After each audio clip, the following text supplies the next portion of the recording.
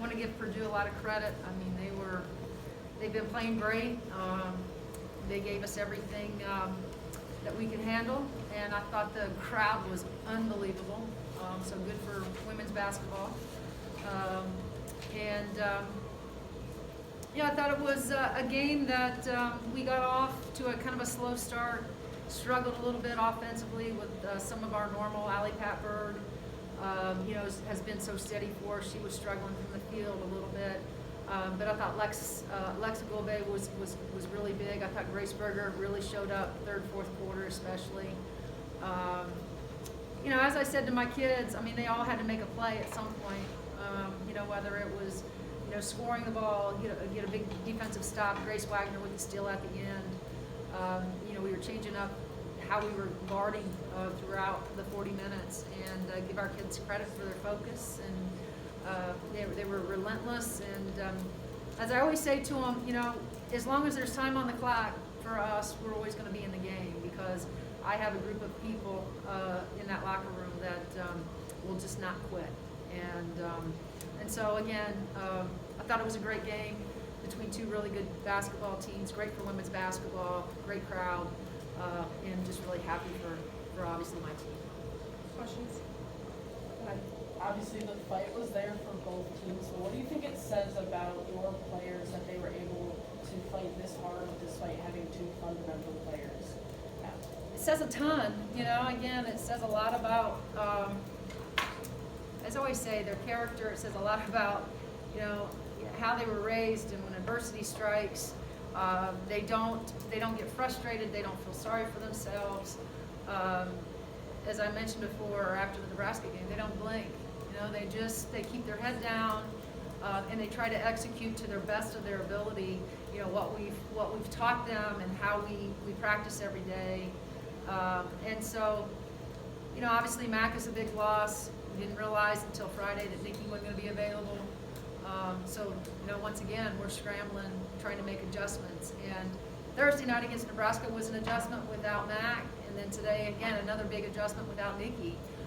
So, give our kids credit, again, on a day that we didn't score the ball, I don't think at a high level. Offensively, didn't seem like we were clicking. I think that had a lot to do with the fact that, two of our normal starters weren't out there. But with that comes the opportunity for some of those guys off the bench to play meaningful minutes, but also to get some real game experience, which I think will really help us down the road. How would you evaluate Moore McNeil's first start and then Keandra Brown's second start of the season? Well, again, Chloe, the thing, again, she was obviously hit the two big threes against Nebraska. Today, she hits, she's 1 for 7, and she's such a better shooter than that. 4 for 13 from the field, but what she did defensively, I think, to me, is more impressive than her being able to knock down the long ball. What she does give us is somebody that you have to guard, because she can, knock down shots. I thought KB was, I think she's starting to feel a little bit more comfortable in the role that we're giving her, and she came up. We had to make a few adjustments with her defensively at halftime, but I thought she responded to the challenge, and so give both of those guys who last year, got spot minutes. Big opportunity today for both of them, and they both, I thought, stepped up in a big kind of way, especially on the defensive side. Ari, and then I'm going to skip on Zoom.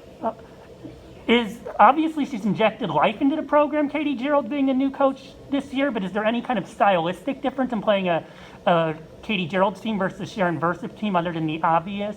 No, I don't think so. Both, Sharon, I have a lot of respect for her as a coach, and I'm sure that over time I'll grow to have a lot of respect for Katie. Again, I think what she's done is instilled some confidence. I think they're playing a little bit more freer right now. Purdue is. Anytime there's a change, there can be, new energy that comes into the program, and that can. That happens, I think, for a lot of teams. But as far as similarities, Sharon ran a lot of stuff. I mean, it would take us, days to go over a lot of Sharon's nice sets that she always had. But I think Katie will settle in. She's a great addition to the Big Ten. I think this game will forever biggest rivalries in college basketball. Skip, go ahead. Hey Coach, Hi, Skip. congratulations on the win. You mentioned earlier the steal by Grace Wagner with just seconds left in the game. That ultimately led to an inbounds play. Grace Berger inbounded the ball, came around, scored. You guys were up by 1. 8.2 seconds left in regulation. That timeout, what did you tell your team in that huddle with 8.2 seconds left, getting the lead back Yeah. for the first time in a long time? Well, first of all, our staff is incredible, and Coach Wiersma is sort of our special situation coordinator, and so everything that we do on the sideline, everything we do underneath in those situations, it's by Rhett's design. We knew who we wanted to put the ball, in whose hands. Obviously, Grace's. But there were some different options off of that because we knew that Purdue was probably going to realize that that's probably who we were going to end up going to.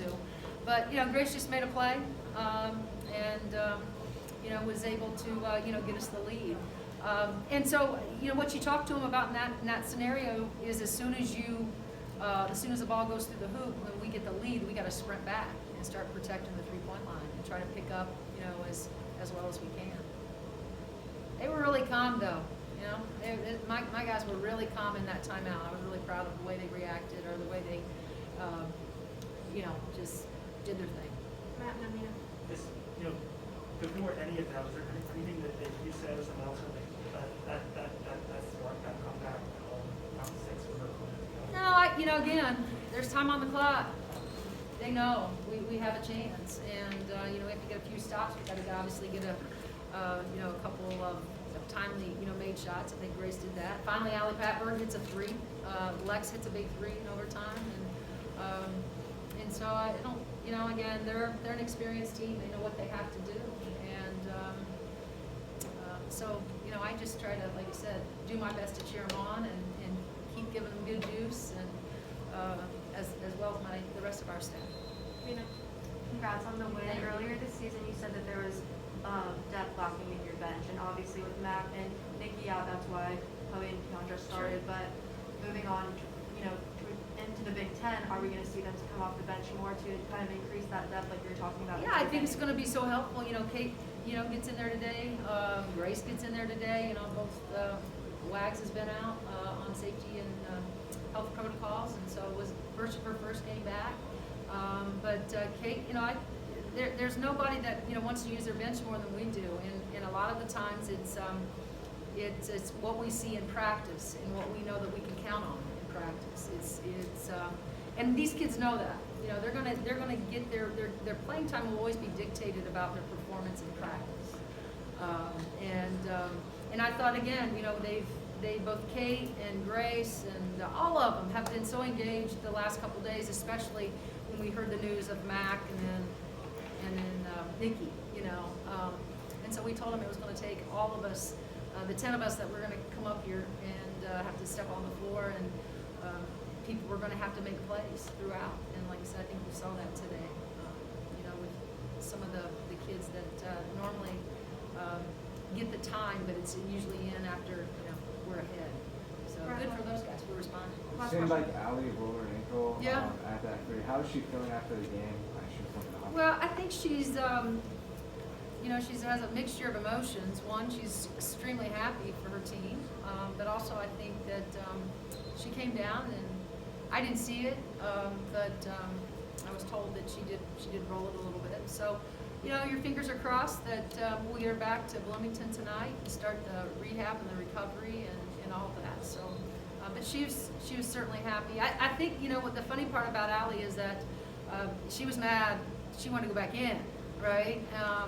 Just like she did a couple years ago when she, her shoulder goes out of socket. She still thinks she can play. So, it's a great problem to have. But we decided that we weren't going to risk anything and keep her out at that point. We felt like we could, the pieces we had on, we could finish the game without her. All right, thanks so much. Thank you, Oh, guys. thank you.